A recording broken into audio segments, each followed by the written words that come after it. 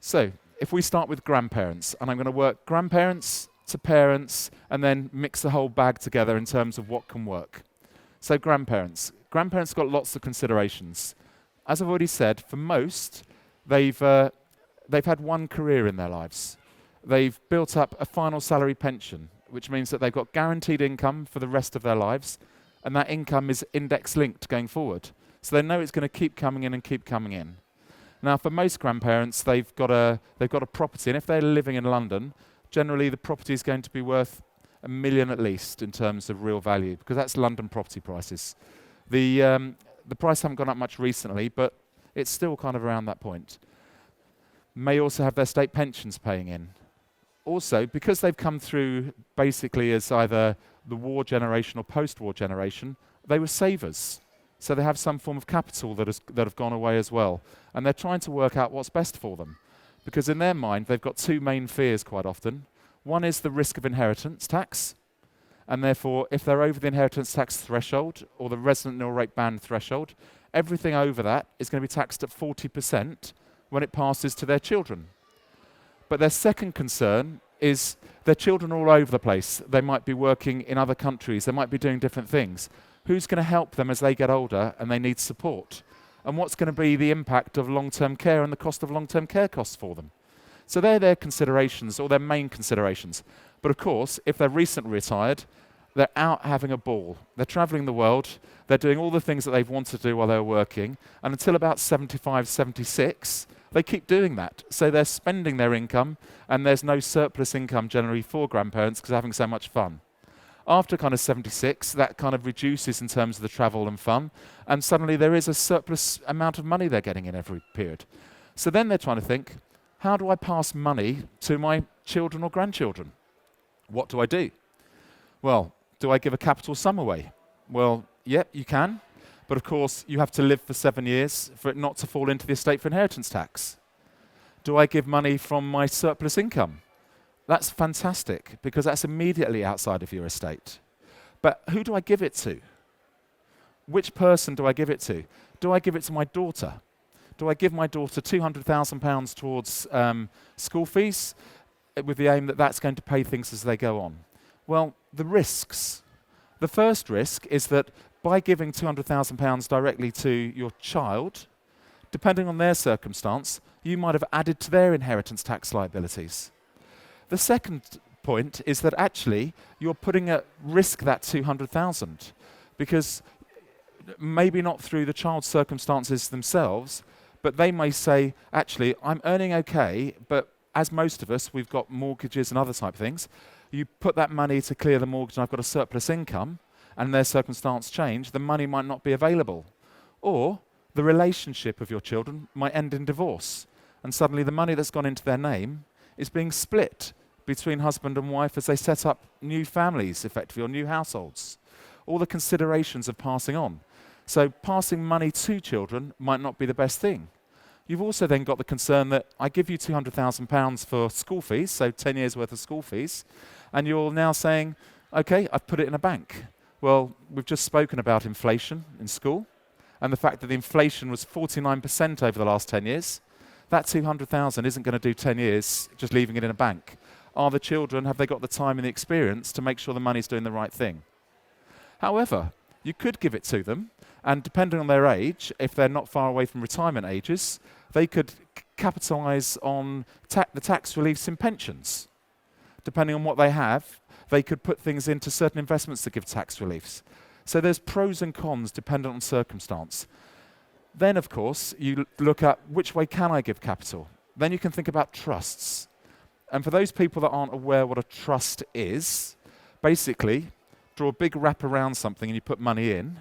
A trust sits there. It can be an absolute gift into it so that you get no future benefit, but it doesn't sit in your children's estate.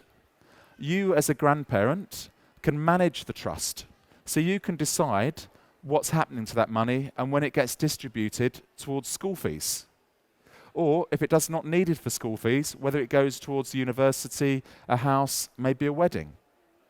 By sitting in a trust as well, any growth can be taxed potentially at the grandchildren's tax rate. So most grandchildren aren't earning any money, So any growth up to the personal income tax allowance could achieve £12,500 tax-free. So straight away, you're thinking of different things to do with that capital. So in terms of capital, it's not just a simple way of passing things through. Or they may sit on their capital and think they need it. I need this to support me with long-term care.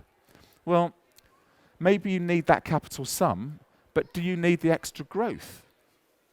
Could you suddenly turn your investments or your holdings to something called distribution, which means that you're receiving an income either from dividends, from fixed interest, or from commercial property, which means you've now got a surplus income. And of course, you can give surplus income away regularly without it being liable to inheritance tax, which can create security for grandparents, but also start providing a regular amount of money that can either pass directly or to a trust to pay for school fees. Again, for some grandparents, they've got their income and they've got their house, and the house is illiquid. And they think about, what do I do? I'm sitting in this house, it's worth £1 million. How do I release capital from this house? Do I sell it? Do I move? Well, actually, if I move and I downsize, I still generally want to stay in the area that I am now. It's where my friends are. It's where all the activities I'm doing are. So to downsize a house quite often doesn't release what people think it will. It suddenly triggers a stamp duty. You've got the moving costs, you've got the legal costs. So straight away, you might release a bit, but you've lost all the memories that the family has gathered in that family home. So is that necessarily the right move? Or maybe, and this is a kind of a kind of more left field consideration, should they be thinking of equity release? And that's kind of a dirty word in terms of finance. You've saved all your time to pay your mortgage off, and you're effectively thinking about getting another mortgage on your house, which is building interest upon your house, which gradually means you're owning less and less of your house. But could that pass and achieve the aim? Well, again, dependent on circumstance. It's all very much varied. So if I create the picture, you've got a house worth £1 million. You borrow, you only need £100,000 to see your grandchildren through their last stages of public school education. They borrow 10%, so they just slice the top 10% away. Now, interest on that might be 4%. So £100,000 with a 4% interest on, every year you're losing £4,000, so the following year the debt back to the company is £104,000. And every year that adds and adds. But of course, as a grandparent, you own a house that is worth £1 million. Now, if we averaged out the London growth rates on properties over the last 20 years, you'd be looking kind of about 3.5% per annum. So if you've got £1 million house and you've had 3.5% growth on your house, you've actually still grown your assets by £35,000. And the debt has only increased by 4. So you can see that over the long term, it takes a while before the crossover occurs in terms of when you're actually giving away more than the asset you hold. Now, with all these, I've got to keep emphasizing that there are specific circumstances, and with that type of thing, you have to go for specific advice because actually somebody needs to make sure it's the right thing. So there are some of the considerations for grandparents. Quick whiz through, I know. We now move on to parents. And parents become a bit more interesting because you've got a bit more choice. If you're young parents and you've got a surplus income, then the first thing to always think about is how do I build money? Or how do I secure the money that I've got coming in? And securing money coming in is always a real priority for anyone.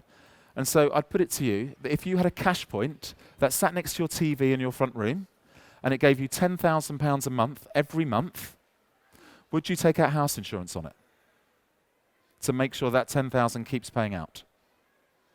I'd say it's a yes. I'd guarantee that within the room we're sitting in now, 50% of people here haven't insured the main bread earner, the person bringing in the money, in case of death, critical illness, or if they're unable to work.